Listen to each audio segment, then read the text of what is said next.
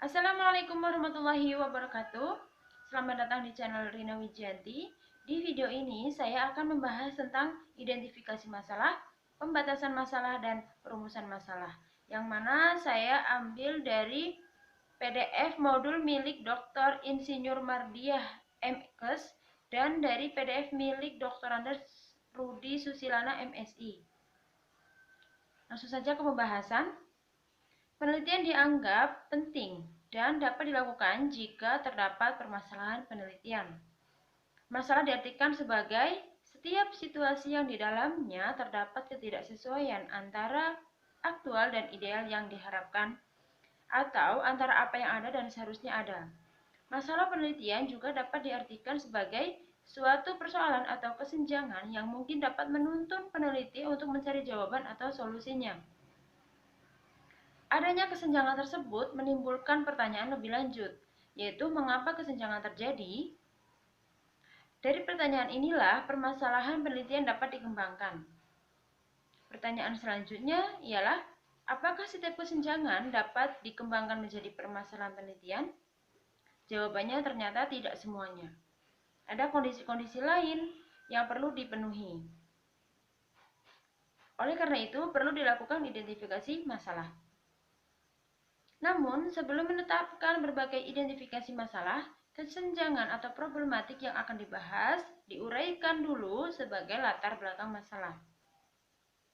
Nah, dalam mengidentifikasi masalah, perlu memperhatikan apakah masalah atau fokus yang dipilih itu cukup esensial, cukup urgent, dan bermanfaat. Maksud dari esensial yaitu pentingnya nilai penelitian menduduki urutan paling utama di antara masalah-masalah yang ada.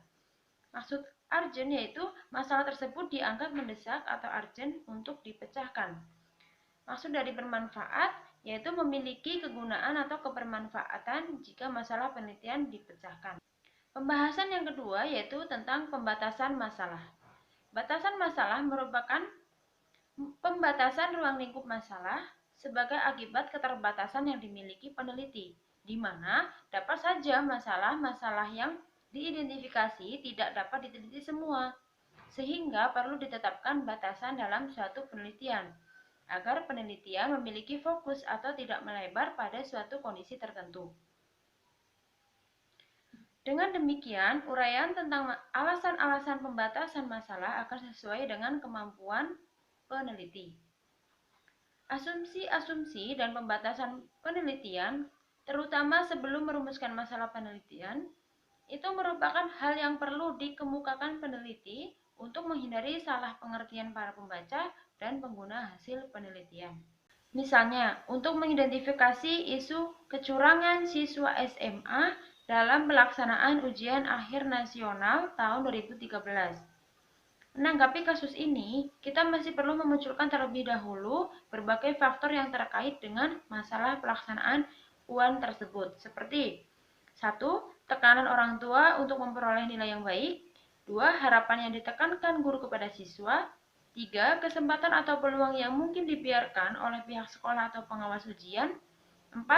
Persaingan yang semakin berat untuk masuk perguruan tinggi, dan lainnya. Jika peneliti tidak mempertimbangkan dan menggunakan seluruh faktor-faktor yang mungkin memberi peran atau pengaruh pada hasil penelitian, sebaiknya peneliti menyebutkan bahwa penelitian tersebut hanya menyoroti pengaruh faktor tertentu.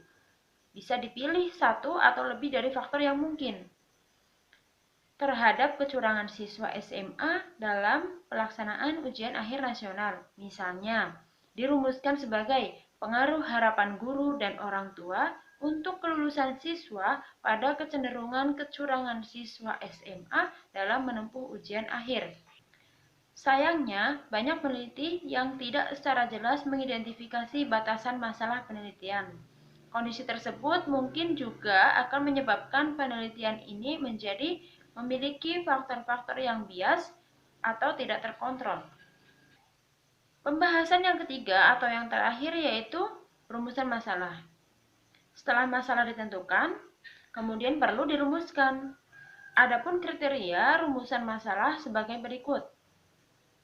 1. Masalah hendaknya dirumuskan dalam bentuk pertanyaan. Dua, rumusan itu hendaknya padat dan jelas. Yang tiga, rumusan itu hendaknya memberi petunjuk tentang kemungkinan mengumpulkan data guna menjawab pertanyaan-pertanyaan yang terkandung dalam rumusan itu. Adapun rumusan masalah yang baik, yaitu satu, masalah harus visible. Dalam arti masalah harus dapat dicarikan jawabannya melalui sumber yang jelas, tidak banyak menghabiskan dana, waktu, dan juga tenaga. Yang kedua, masalah harus jelas. Maksudnya, semua orang memberikan persepsi yang sama terhadap masalah tersebut. Tiga, masalah harus signifikan. Dalam arti, jawaban atas masalah itu harus memberikan kontribusi terhadap pengembangan ilmu dan pemecahan masalah kehidupan manusia. Yang keempat, masalah bersifat etis, yaitu tidak berkenaan dengan hal-hal yang bersifat etis atau etika, moral, nilai-nilai keyakinan, dan agama. Yang kelima, masalah sebaiknya dirumuskan dalam kalimat pertanyaan yang mengaitkan variabel penelitian. Adapun cara merumuskan masalah yaitu satu, masalah biasanya dirumuskan dalam bentuk pertanyaan yang dijadikan dasar untuk dicari jawaban atau pemecahannya. Dua, rumusan masalah hendaknya jelas dan padat. Jelas mengandung makna tentang masalah yang akan diteliti secara terfokus. Tiga, rumusan masalah harus berisi implikasi adanya data untuk memecahkan masalah. Data di lapangan itu sangat penting untuk menjawab masalah yang sudah dirumuskan. Sebab tidak semua rumusan masalah atau pertanyaan penelitian dapat dijawab. 4. Rumusan masalah harus merupakan dasar dalam membuat hipotesis. Dan yang kelima, masalah harus menjadi dasar bagi judul penelitian. Ada beberapa bentuk rumusan masalah penelitian. Yang pertama deskriptif, kedua komparatif, dan tiga asosiatif.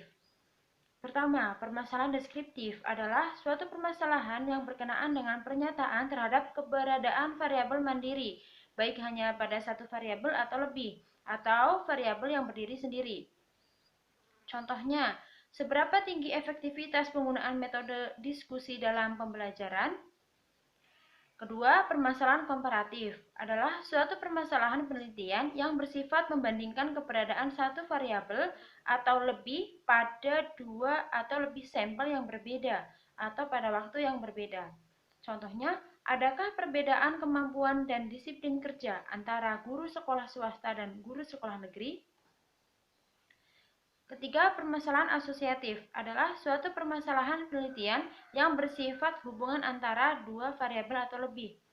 Terdapat tiga bentuk hubungan, yaitu hubungan simetris, hubungan klausal, dan hubungan timbal balik atau interaktif. Contoh permasalahan asosiatif bentuk hubungan simetris, yaitu adakah hubungan antara banyaknya peminat masuk PGSD Univ X dengan panen raya masyarakat petani? Contoh permasalahan asosiatif bentuk hubungan sebab akibat, yaitu seberapa besar pengaruh kurikulum, media pendidikan, dan kualitas guru terhadap kualitas SDM yang dihasilkan dari suatu sekolah. Contoh permasalahan asosiatif bentuk timbal balik, yaitu adakah hubungan antara kecerdasan dengan kekayaan? Ya, itulah pembahasan tentang identifikasi masalah, pembatasan masalah, dan perumusan masalah. Semoga bermanfaat. Terima kasih. Wassalamualaikum warahmatullahi wabarakatuh.